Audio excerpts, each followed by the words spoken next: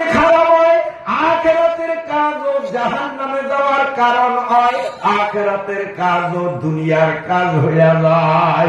কারে কাজে লাসে না সুদ বারাওয়ার, তর্কে চুনা কারে সাজাওয়ার।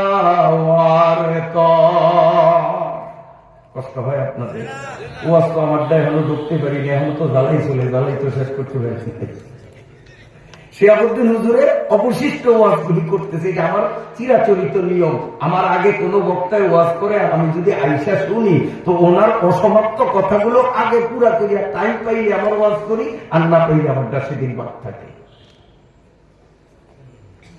শিহাবুদ্দিন সাহেব ওনার বিদায়ের আগে আরো একটা ওয়াজ করছেন, সেইটারও একটু ফিনিশিং দিমুনি দেবো।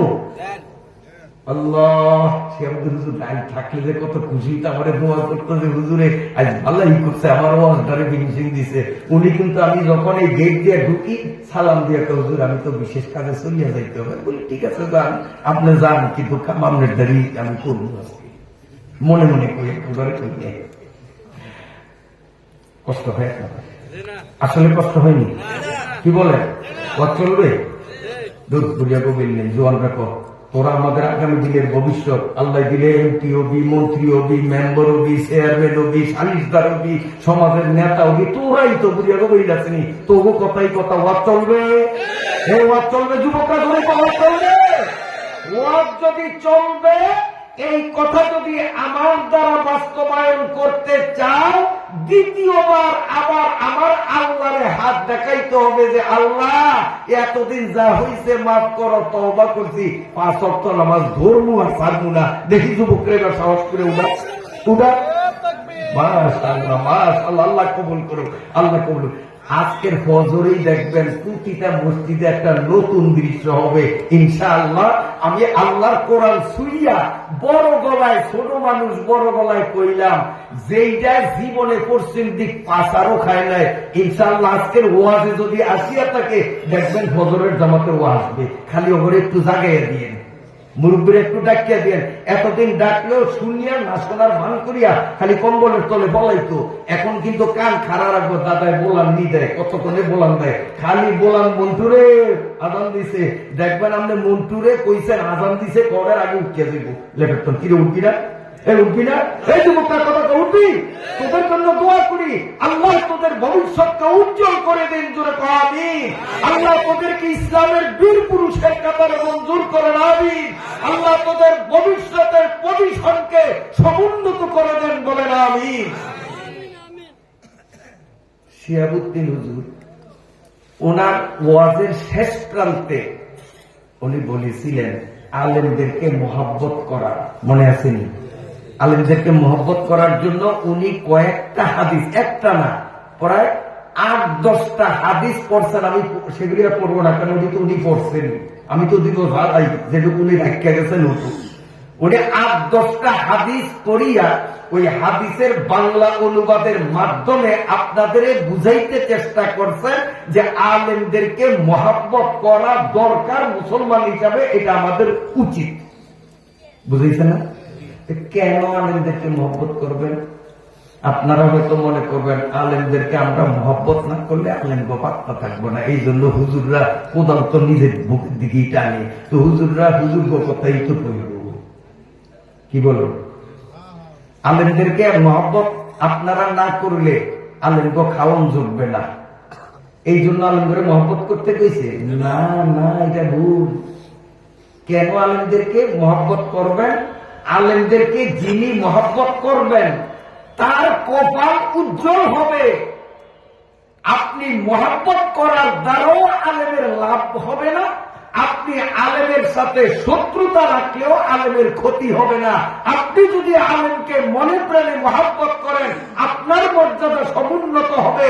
আপনি যদি হক্কানি আলেম উলামা পীর বুজুর্গদের বিরোধিতা করেন, আপনার কপালে আপনি হালকা হইবেন। কত বোঝেন? একটা উদাহরণ দিলে বুঝবেন। আমগো ভোলার বাদুর গুলি আমি দেখছি, আমি নিজের চোখে যা দেখছি, বাদুর আমার দিকে চান, বাদুরিয়া বেড়ায় এই কালুয়ার মতো কিন্তু এমনি বসে না, অন্যান্য পাখির মতো ওই গাছের ডালের উপরে পাও দিয়ে এইভাবে বসে না। এই বাদুরিয়া করে কি পাও দিয়া এই গাছের ডালকে জড়াইয়া ধরিয়া কল্লাটা নিচের দিকে ঝুলাইয়া গোটা শরীরের ওয়েটটা তার দুই ঠ্যাঙ্গের উপরে রাখে। আপনারা বলেন এটা একটা কষ্ট না? ঠ্যাঙ্গের উপরে ঝুলিয়া থাকা। তার চেয়ে যদিও কালুয়া যেরকম বসে, অন্যান্য পাখিরা বসে, কষ্ট কম না? আর ওর ঝুলিয়া খায় পুরা শরীরের ওয়েট তার দুইটা ঠ্যাঙ্গের উপরে, এত কষ্ট করে গাছ তলে খাড়া খাড়া চিন্তা করি, রে বাদুরিয়া তোর মাথায় আল্লাহ একটু বুদ্ধি দেয় না?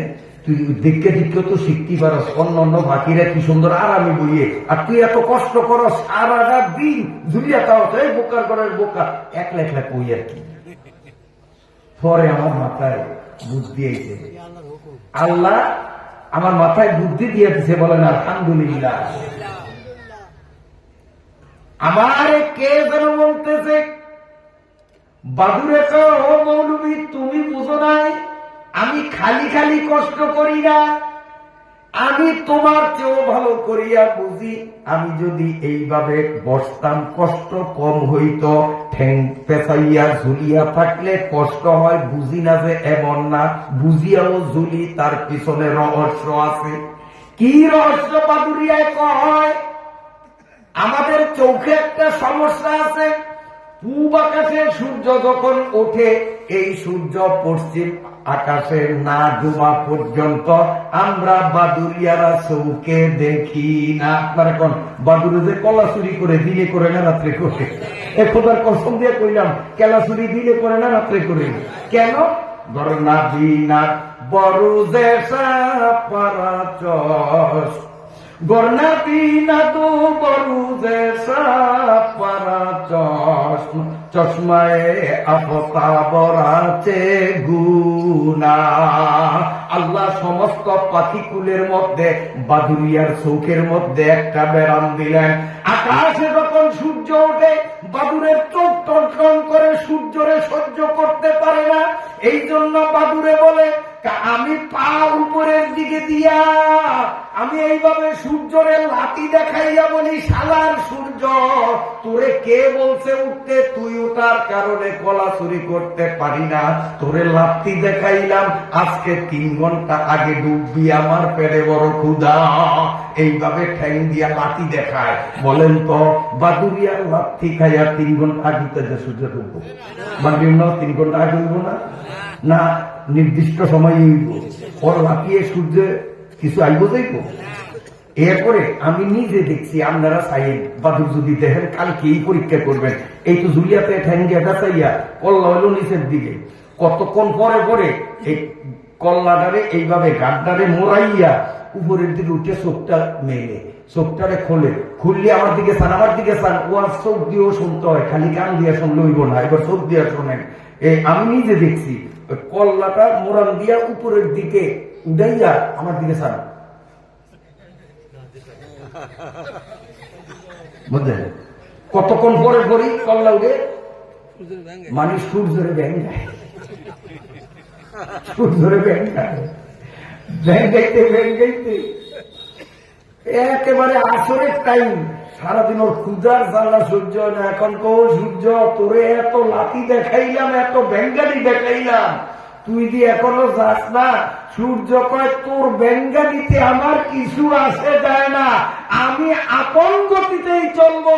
আমি সূর্যের পক্ষে দুনিয়ার মানুষ থাকুক, আর দুনিয়ার সমস্ত সৃষ্টি আমার বিপক্ষে যাক, আমি সূর্য আপন গতিতেই চলবো। ঠিক না বেটি? রবি ও শশী, কবি বলেন রবি ও শশী, রবি অর্থ কয়লা, সূর্য, শশী চন্দ্র। রবি ও শশী নিবেদিত প্রাণ হুকুমে তার, তার মানে কার? রবি ও শশী নিবেদিত প্রাণ হুকুমে তার, তুমি কি ঘুমে অচেতন রবে, কদম বাড়াও প্রভু পাবার। প্রেম যদি নাই আসে ভঙ্গিমাতে, প্রেমিকে সাজো। আল্লাহর প্রেমিক যদি নাও হইতে পারো, একটু বাহানা করিয়া আল্লাহর প্রেমিকদের কাতারে আসো, আল্লাহর প্রেমিকদের পিছনে চলো, আল্লাহর প্রেমিকদেরকে আলেম উলামাদেরকে সমর্থন জানাও। প্রেম যদি নাই আসে ভঙ্গিমাতে প্রেমিক সাজো, বিশ্বপ্রভুর মহান দয়ায় নিরাশ তুমি কেনে আজো। আল্লাহর রহমত থেকে নিরাশ হইও না। আল্লাহ আলেম উলামাদেরকে যেমন কবুল করেছেন, তুমি যদি আলেমের শ্রদ্ধা করো, আলেমের সম্মান করো, আলেমের কদর করো, আমার আল্লাহ তোমারও বিমুখ করবে না। আল্লাহ আলেমের মতো তোমারও কবুল করে নিবে। ঠিক না বেটি? আমার ভাইরা, দুলার জন্য রকমারি খানা, নতুন দুলা আপনার বাড়িতে আসলো, দুলার জন্য কত রকমারি খাবার, কিন্তু দুলাই যেই রিক্সায় চড়িয়া নতুন শ্বশুর বাড়িতে গেল, খোদার কসম করিয়া বলি আমাদের ভোলায় ওই নতুন দুলার প্লেটে যেই আইটেমের খানা দেয়, ওই রিক্সাওয়ালার প্লেটেও কিন্তু একই জাতের খানা দেয়। ঠিক না বেটি? না রিক্সাওয়ালা দীক্ষা কম দেয়? কলম মনে হয় দিব না, চিংড়ি বুনা মনে ওরে দিব না, যেহেতু রিক্সাওয়ালা তোরে চিংড়ি বুনা দিব মুখা, ওরে দুলার লাগে গেছে। এই জন্য দুলার যেই সম্মান, রিক্সাওয়ালারও সেই সম্মান। মাওলানা শিহাবুদ্দিন সাহেব এই এলাকার মুসলমানদেরকে আলেমদের মহব্বত করতে বলছেন, আলেমের স্বার্থে না, বরং ও আলেম সাধারণ মুসলমান আপনাদের স্বার্থে। আপনারা যদি মনে প্রাণে আলেমদের, হাফেজদের, ইমামদের, মুয়াজ্জিনদের মহব্বত করেন, আল্লাহ রাব্বুল আলামিন আলেমদের মতো আপনাদেরও মর্যাদা দিয়ে দিবেন, যেমন দুলার সাথে রিক্সাওয়ালা মর্যাদা পায়। আল্লাহ আল্লাহ। তো এই বাদুর যতই ভেঙ্গাট আর যতই লাঠিদের, সূর্য আপন গতিতে চলবে না সূর্য প্রভাবিত হবে? সূর্যের ক্ষতি হবে? সূর্যের ক্ষতি হবে? 10 মিনিট আগে ডুববে? কথা বলে না।